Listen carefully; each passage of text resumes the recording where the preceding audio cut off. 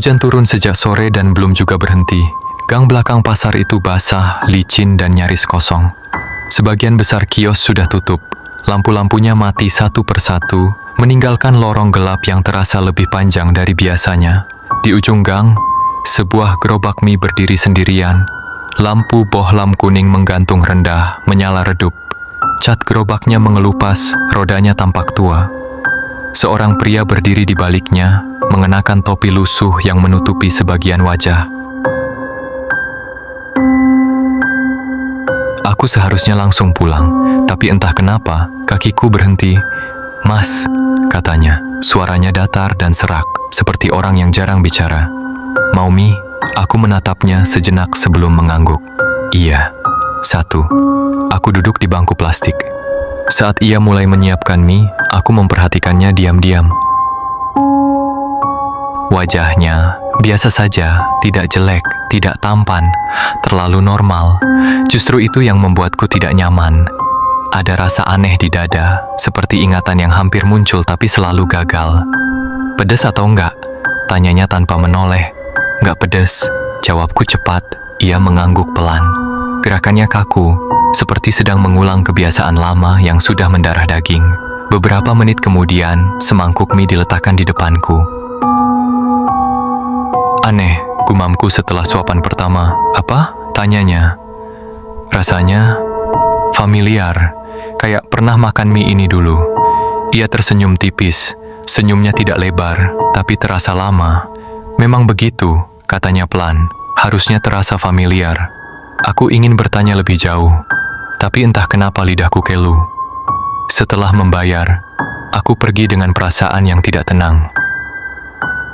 Sepanjang jalan pulang, wajah penjual mie itu terus terbayang di kepalaku.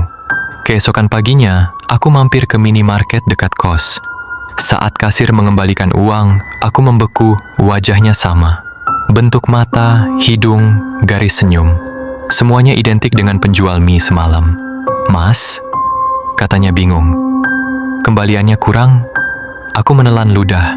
"Maaf, kita pernah ketemu?" Kasir itu menggeleng. "Kayaknya belum, saya baru kerja di sini." Aku tertawa kaku dan keluar, berusaha menenangkan diri. Tapi rasa tidak nyaman itu justru semakin kuat. Di bus kota, sopirnya memiliki wajah yang sama. Di parkiran kantor, tukang parkirnya juga sama. Bahkan di poster iklan yang terpajang di pinggir jalan, wajah pria itu terpampang jelas. Senyum yang sama, tatapan yang sama, seolah wajah itu sedang mengejarku. Malamnya, aku kembali ke gang belakang pasar. Gerobak mie itu masih ada. "Kamu datang lagi," katanya tenang, seolah sudah menungguku. "Kamu siapa sebenarnya?" tanyaku langsung. Suaraku terdengar lebih tajam dari yang kurencanakan. Ia tidak langsung menjawab. Tangannya tetap mengaduk mie, lalu berhenti perlahan. "Kamu pernah kehilangan seseorang?" tanyanya balik. Pertanyaan itu membuat napasku tertahan. "Kenapa kamu tanya begitu? Jawab saja." Aku mengepalkan tangan. "Adik saya, 5 tahun lalu, dia nggak pernah pulang." Ia menatapku lurus kali ini. "Namanya Raka." Bukan pertanyaan, pernyataan. Jantungku berdegup keras. "Kamu tahu dari mana?" "Karena aku menunggu," katanya pelan. "Dan kamu tidak pernah datang." Suara itu terlalu familiar. "Kamu, Raka?" bisikku. Ia tersenyum. Senyum yang sama seperti saat adikku masih kecil. "Malam itu aku telepon kamu," katanya. "Aku lapar. Aku capek. Aku cuma minta dijemput." Dadaku terasa sesak. Aku ingat, kataku lirih. "Aku bilang kamu pulang sendiri." Ia mengangguk pelan, dan aku tidak pernah sampai. Sekeliling kami terasa berubah. Gang itu seolah memanjang, gelap, dan penuh bayangan. Di setiap sudut, aku melihat wajah yang sama. Wajahnya, "Aku tidak datang untuk menuntut apapun," katanya. "Aku hanya ingin kamu melihatku, mengingatku." Air mataku jatuh. "Maaf," ucapku. "Aku benar-benar minta maaf." Ia menggeleng. "Aku tidak butuh maaf. Aku hanya tidak ingin dilupakan." Lampu gerobak tiba-tiba padam. Aku terbangun di kamar kos, napasku terengah. Pagi sudah tiba, cahaya matahari masuk melalui jendela. Hanya mimpi, kataku mencoba menenangkan diri. Aku berjalan ke kamar mandi dan menatap cermin.